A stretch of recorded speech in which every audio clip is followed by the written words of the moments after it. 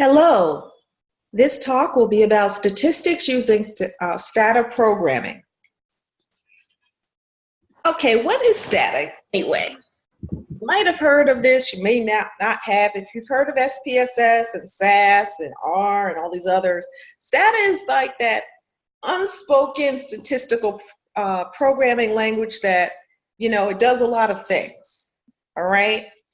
And so we're going to explore the world of STATA today, talk about the different components of the software, how do you read files in, particularly a CSV file, descriptive statistics, what types of reporting do you do when you have a file?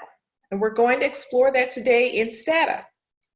Student t-tests, recoding variables, and announcements.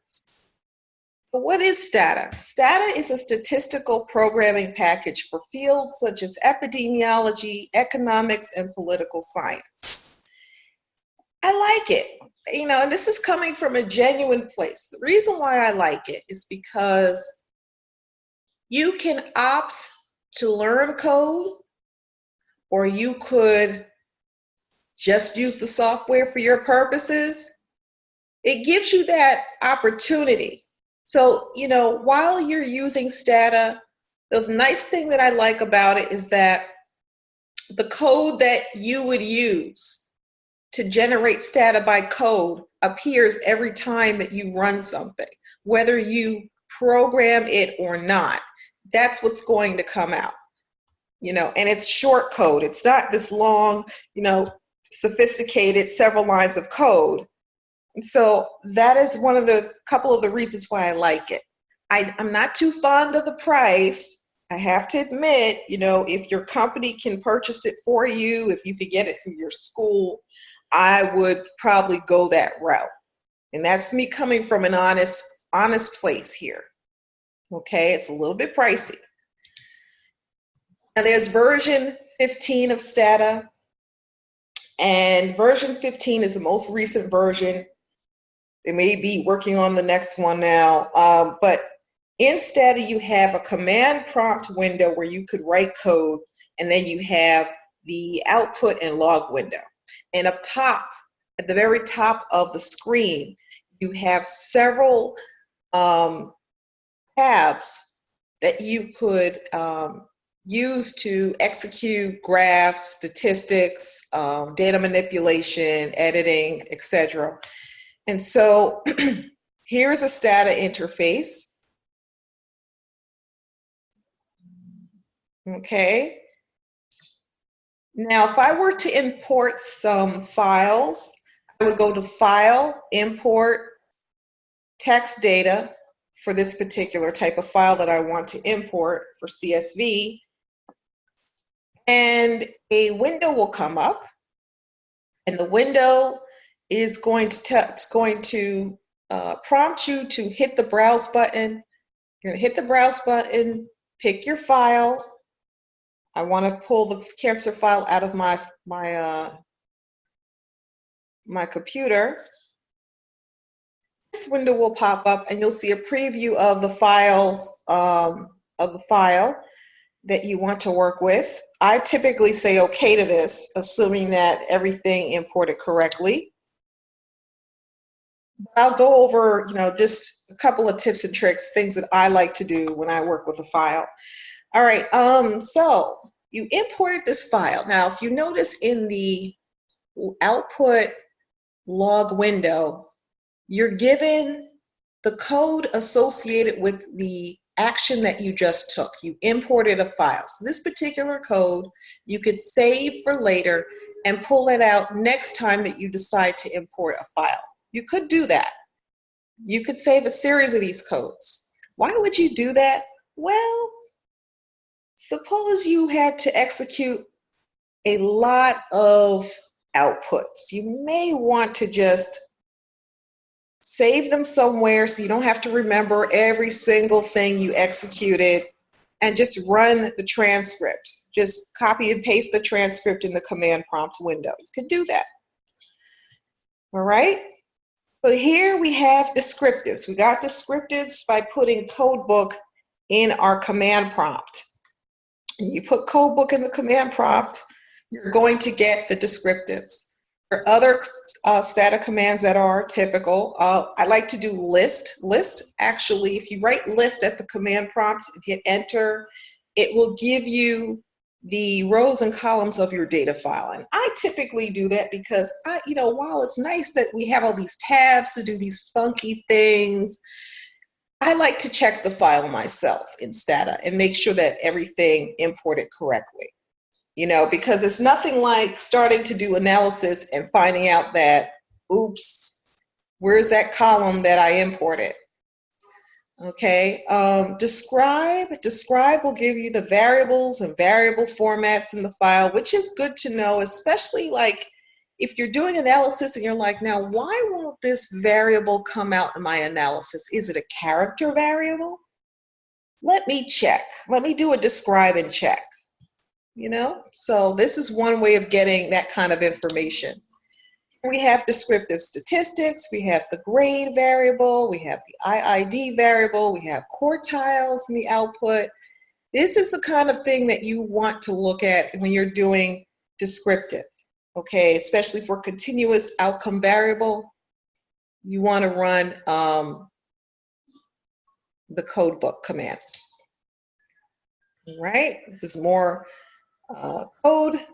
Here we have describe. Describe is basically going to give you, like I said before, the variables, the formats, etc., the labels, etc. Now, if you go to the tabs up top, there's a tab called statistics, and the statistics tab is great for analysis. Everything is in here. Any statistical model that you want to run is under the statistics tab. So let's pick one. Let's pick logistic regression. All right, so for logistic regression, we'll go to statistics tab, binary outcomes, because of course logistic regression is a binary outcome. And then we're going to go to logistic regression.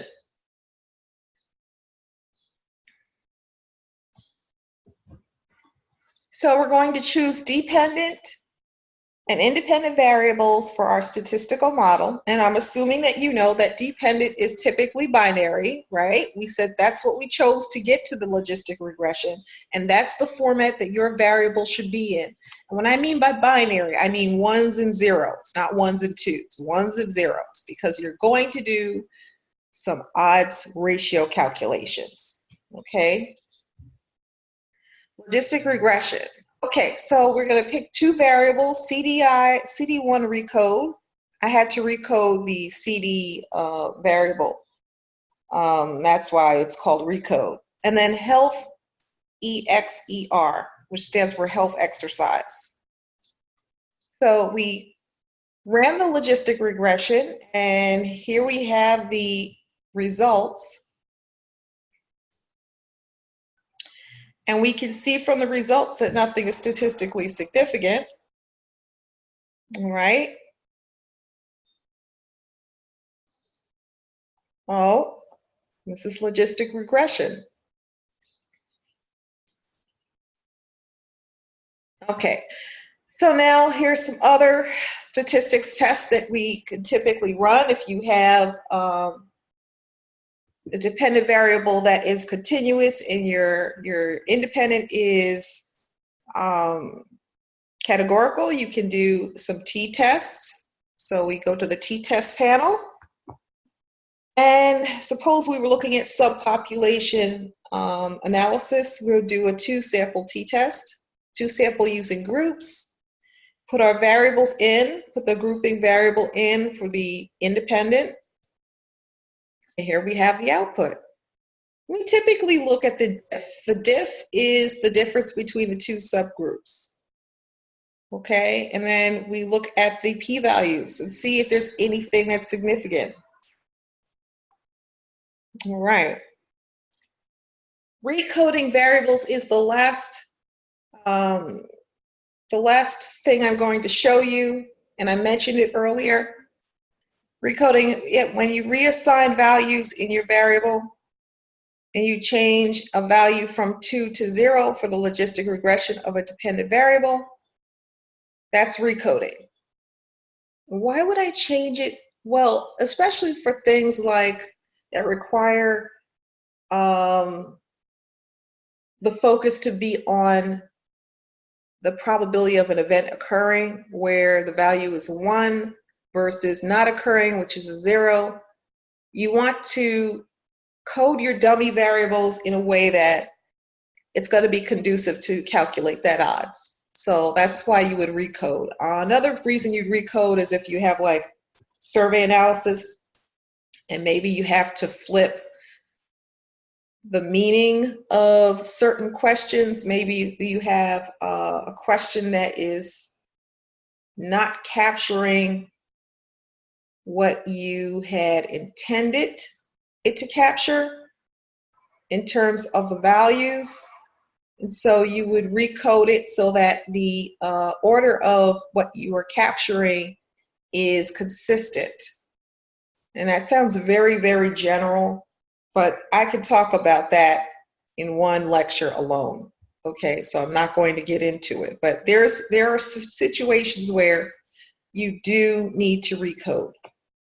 Let's just leave it at that. All right. Steps for recoding.